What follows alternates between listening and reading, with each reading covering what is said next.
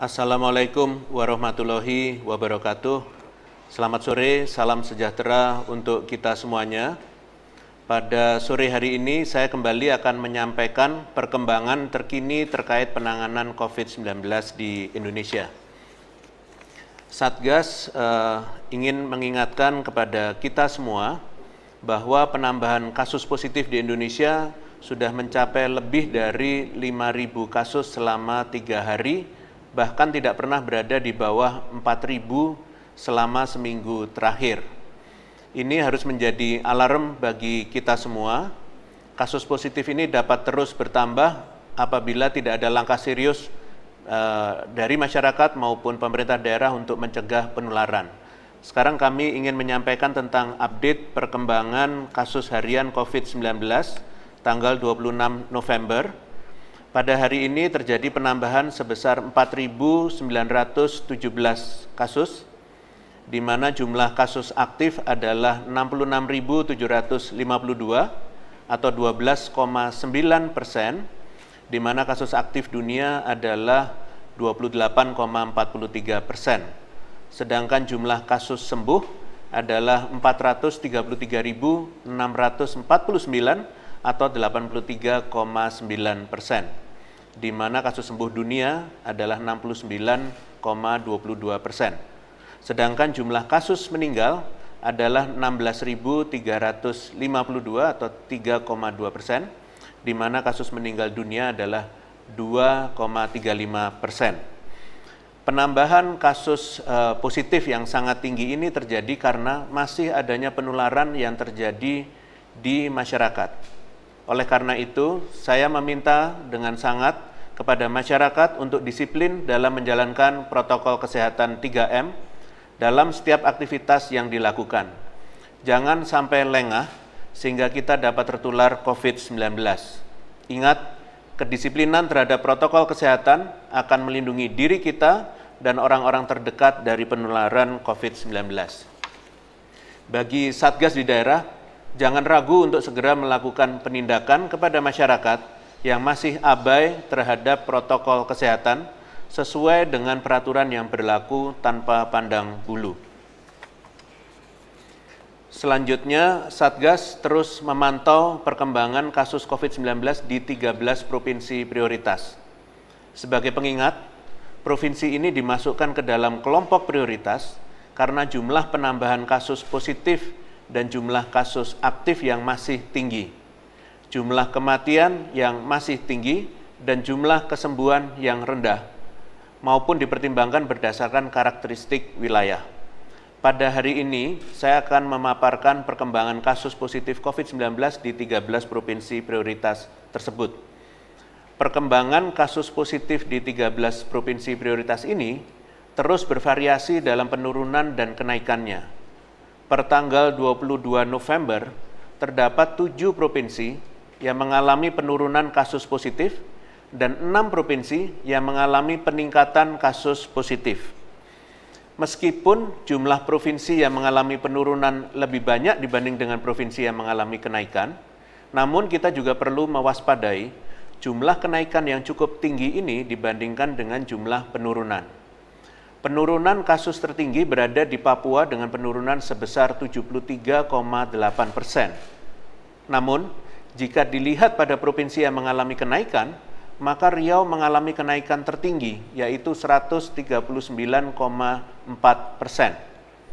Hal ini menunjukkan, meskipun jumlah provinsi yang mengalami kenaikan lebih sedikit, namun jumlah kenaikan tertingginya masih 2 kali lipat dibanding jumlah penurunan tertingginya.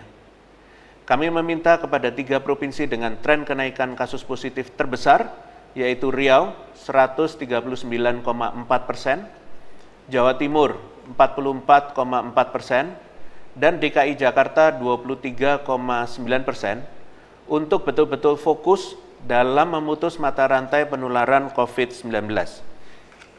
Penetapan provinsi prioritas yang sudah dilakukan sejak bulan Juli, yang awalnya 8 provinsi, menjadi 10 provinsi pada bulan Oktober dan 13 provinsi pada awal November. Lalu seharusnya menjadi acuan untuk setiap provinsi dapat memperbaiki penanganan COVID-19 di wilayahnya masing-masing. Waktu yang cukup lama ini seharusnya dimanfaatkan dengan baik untuk menekan kasus, bukan menjadi lengah sehingga berdampak pada masih terjadinya kenaikan kasus positif. Pemerintah daerah dari daerah prioritas yang tidak kunjung membaik perkembangan penanganan COVID-19-nya sampai saat ini, mohon agar membaca data dan jadikan data sebagai acuan untuk pengambilan keputusan sesuai arahan Presiden. Kami memberikan apresiasi kepada 3 provinsi dengan tren penurunan kasus positif terbesar, yaitu Provinsi Papua 73,8%, Jawa Tengah sebesar 31,2%, dan Jawa Barat sebesar 19,6%. Pada pemerintah daerah dan masyarakat provinsi-provinsi ini diharap jangan lengah atas capaian ini. Tetaplah konsisten menekan angka kasus, untuk terus-menerus sampai nantinya jumlah kasus positif dapat hilang sepenuhnya. Salah satu indikator dalam melihat perkembangan kasus COVID-19 di 13 provinsi prioritas adalah tren kasus aktif. Mari sama-sama kita mengamatinya berdasarkan grafik yang ada. Kita dapat mengambil pelajaran dari provinsi yang konsisten menurunkan angka kasus aktif selama 4 minggu berturut-turut, seperti Sumatera Utara, Jawa Barat, Riau, dan Kalimantan Timur.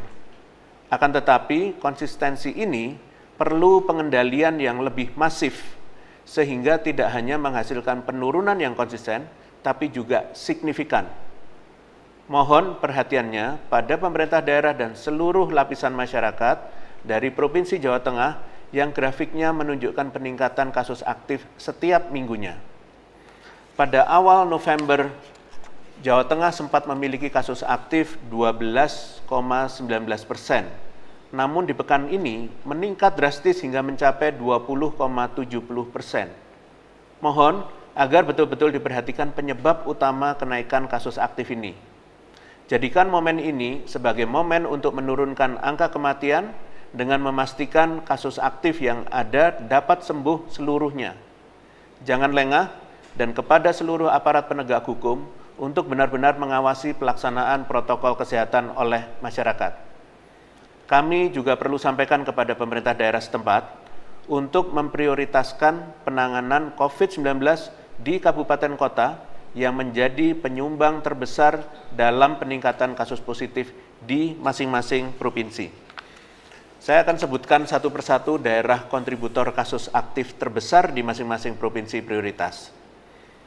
Pertama adalah Provinsi Aceh, yaitu Kota Banda Aceh sebanyak 28,43% dari total kasus. Kedua, Provinsi Sumatera Utara, yaitu Kota Medan sebanyak 47,74% dari total kasus. Ketiga, Sumatera Barat, yaitu Kota Padang sebanyak 55,55% dari total kasus. Riau, keempat, yaitu Kota Pekanbaru sebanyak 52,18% dari total kasus. Kelima, DKI Jakarta, yaitu Jakarta Timur sebanyak 18,92% dari total kasus. Jawa Barat, yaitu Kota Bekasi sebanyak 18,5% dari total kasus. Berikutnya adalah Jawa Tengah, yaitu Kota Semarang sebanyak 25,38% dari total kasus. Dan yang berikutnya lagi adalah Jawa Timur, yaitu Kota Surabaya, sebanyak 28,32% dari total kasus. Selanjutnya Bali, yaitu Kota Denpasar, sebanyak 27,54% dari total kasus. Kalimantan Selatan, yaitu Kota Banjarmasin, sebanyak 24,97% dari total kasus. Kalimantan Timur, yaitu Kota Samarinda, sebanyak 29,99% dari total kasus. Berikutnya lagi Sulawesi Selatan, yaitu Kota Makassar, sebanyak 46,37% dari total kasus. Dan yang terakhir dari Papua, yaitu Kota Jayapura, sebanyak 47,66% dari total kasus. Saya tekankan, setiap daerah harus mampu belajar dan meningkatkan kemampuan dalam melihat situasi dan kondisi, terutama pimpinan daerah dan masyarakatnya dari kota-kota besar di atas, untuk berkolaborasi dalam menurunkan laju penularan. Jika sebelumnya kita melihat dari lingkup provinsi, saat ini saya akan menyampaikan data pada tingkatan yang lebih kecil, yaitu kabupaten kota. Berikut merupakan perkembangan jumlah kabupaten kota dengan kasus aktif di atas 1.000 selama 4 minggu terakhir. Kita dapat sama-sama melihat bahwa jumlah kabupaten kota dengan kasus aktif di atas 1.000 semakin menurun selama 4 minggu berturut-turut dari 12 menjadi 9 kabupaten kota berdasarkan analisis data yang kita miliki. Ini merupakan capaian yang sangat positif. Kami ucapkan terima kasih atas jerih payah kita semua yang sudah bergotong royong untuk berusaha terus menekan laju penularan, namun tetap saya ingatkan, jangan sampai capaian ini membuat kita menjadi lengah. Oleh karena itu, pemerintah daerah harus tetap melakukan pengawasan, sosialisasi, penegakan disiplin, dan pemberian sanksi kepada masyarakat yang masih abai terhadap protokol kesehatan. Kolaborasi pemerintah dan masyarakat merupakan kunci utama dalam menekan kasus aktif di tingkat nasional. Kita harapkan ke depannya jumlah kabupaten kota dengan kasus aktif lebih dari 1.000 semakin menurun, sehingga dapat berkontribusi terhadap penurunan kasus positif di tingkat nasional. Selanjutnya, saya akan menjelaskan bagaimana besar bahaya kerumunan dalam meningkatkan potensi penularan. Berdasarkan data nasional, terdapat berbagai kegiatan kerumunan yang berdampak pada timbulnya klaster penularan COVID-19 di berbagai daerah di Indonesia, yaitu klaster sidang GPIB Sinode yang menghasilkan 24 kasus di 5 provinsi. Klaster ini berawal dari kegiatan agama yang dilakukan di Bogor, Jawa Barat, dengan mengikut sertakan lebih kurang 685 peserta, yang berkembang dan menyebar ke berbagai provinsi lainnya, yaitu Lampung, Kalimantan Barat, Kalimantan Tengah, Kalimantan Timur, dan NTB. Klaster kegiatan bisnis tanpa riba yang menghasilkan 24 kasus di 7 provinsi dan menimbulkan korban jiwa sebanyak 3 orang, atau case fatality rate-nya mencapai 12,5%. Sama seperti klaster GPIB Sinode, klaster ini berawal dari kegiatan yang dilakukan di Bogor dengan melibatkan 200 peserta dan kasusnya berkembang dan menyebar ke berbagai provinsi lainnya, yaitu Lampung, Kepulauan Riau, Daerah Istimewa Yogyakarta, Jawa Tengah, Jawa Timur, Kalimantan Timur, dan Papua. Klaster Gereja Bethel Lembang di Jawa Barat yang kegiatannya melibatkan juga kurang lebih 200 peserta menghasilkan 226 kasus dengan infection rate mencapai 35%. Klaster Ijtima Ulama di Goa, Sulawesi Selatan dengan total peserta sekitar 8.761 orang menghasilkan 1.248 kasus di 20 provinsi, dan klaster Pondok Pesantren Temboro di Jawa Timur yang menimbulkan 193 kasus di 6 provinsi dan lebih dari 14 kabupaten kota dan 1 negara lain. Jadi tidak heran bahwa klaster tersebut terjadi karena adanya kerumunan di masyarakat dan masyarakat akan sulit untuk menjaga jarak.